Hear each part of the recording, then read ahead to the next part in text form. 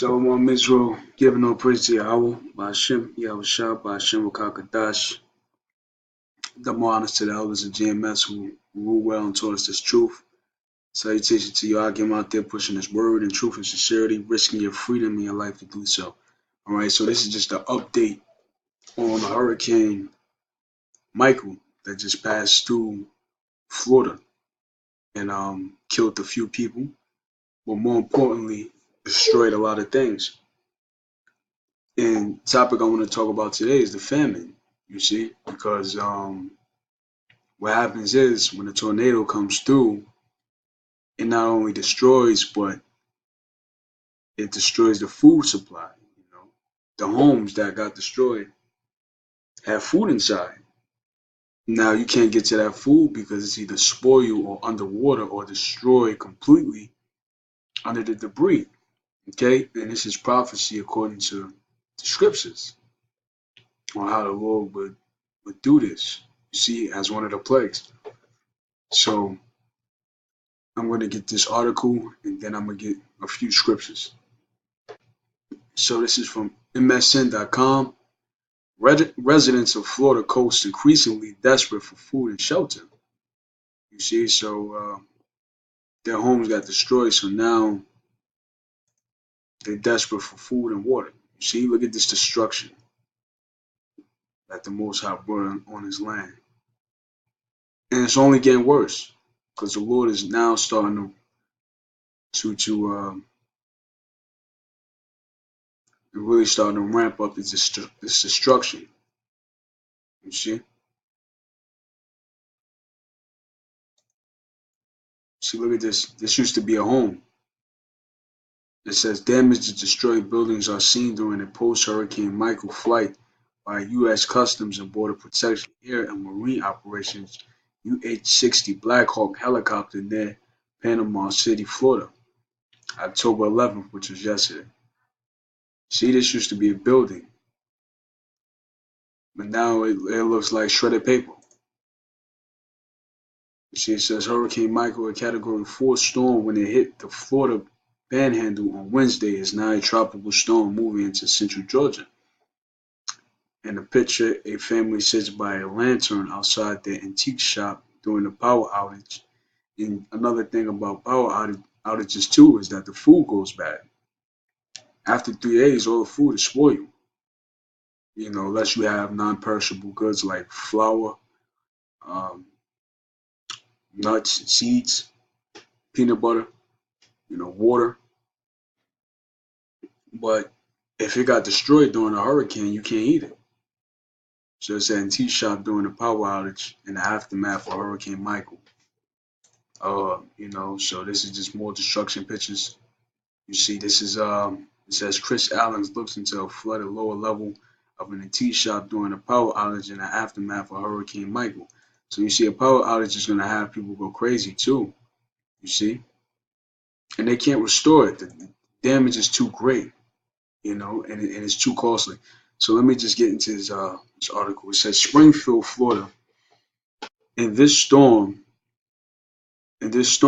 ravaged town where homes have been battered and even food and water are in short supply, Martha and Lindsay Brown have been sleeping in their car. Okay, so there's two women that have been sleeping in their car. Much of the roof of their two-bedroom rental home fell when it was hit by the Hurricane Michael's 155-mile-per-hour winds. They had no luck when they contacted the Red Cross and Federal Emergency Management Agency looking for help. See, so they called up FEMA, but FEMA didn't get any help. FEMA didn't call them back because FEMA is not going to save you. FEMA can't save you. This is the wrath of the Lord. They referred us to two shelters, but they were already full, said Miss Brown, which is Lindsay Brown, 60. So she's a 60-year-old woman, and by the looks of her name, she's an Edomite, a so-called white woman. A former government worker, which a lot of the government workers hate Israel, hate Jake. Okay? She says there's nowhere to go.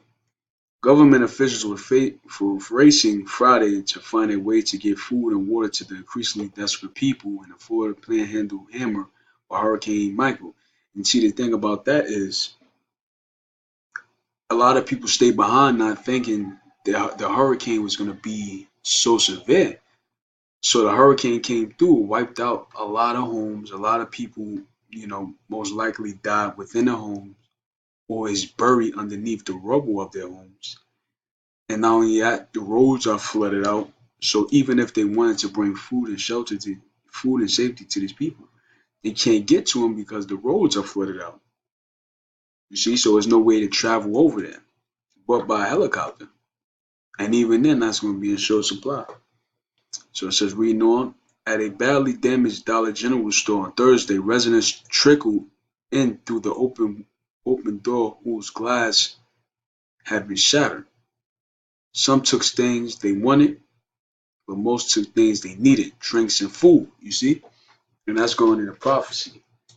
Um, so let me get a scripture real quick about so right through their homes.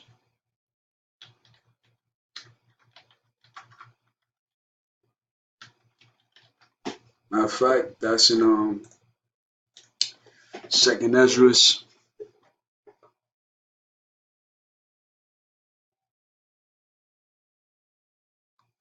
Yeah, this is well, let's read. This is Second Ezra chapter 15, verse 1. Behold, speak thou in the ears of my people the words of prophecy. Now who is the Lord's people? The Israelites, you Negroes, Latinos, and Native Americans. Okay, which I will put in thy mouth, saith the Lord. So we are the messengers of the Lord, here to give you the message. And cause them to be written in paper, for they are faithful and true. And that's the Bible. And I'm going to jump down to 5. Behold, saith the Lord, I will bring plagues upon the world, the sword, famine, death, and destruction. So the key word right here is famine, which is a severe lack of food and water. For wickedness have consumingly polluted the whole earth, and their whole works were fulfilled. And Florida, by the way, just had a gay parade a couple months back. So it's blatant disrespect in the face of the Lord, and that's why these things are happening.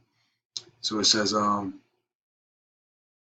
I'm going to jump down to,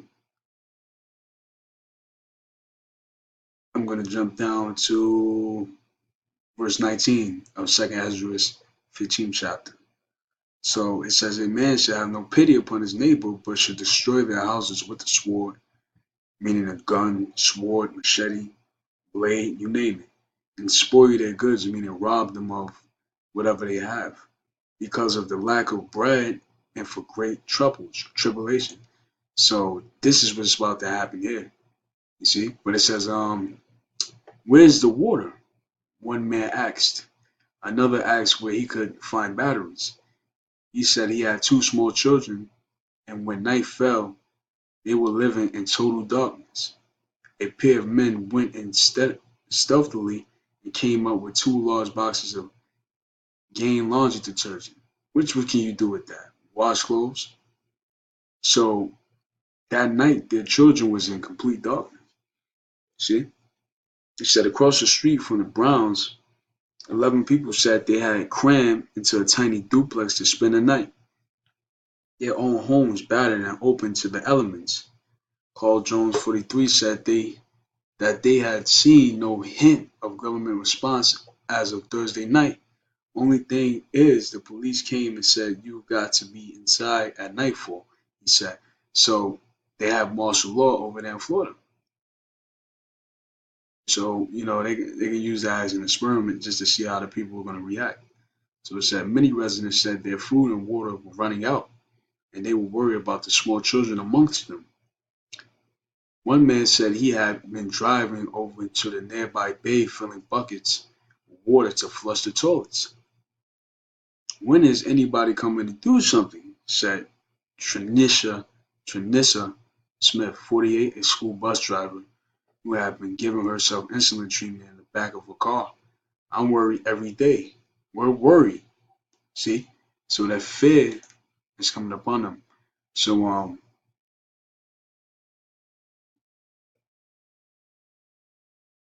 so this is Isaiah 49 verse 26.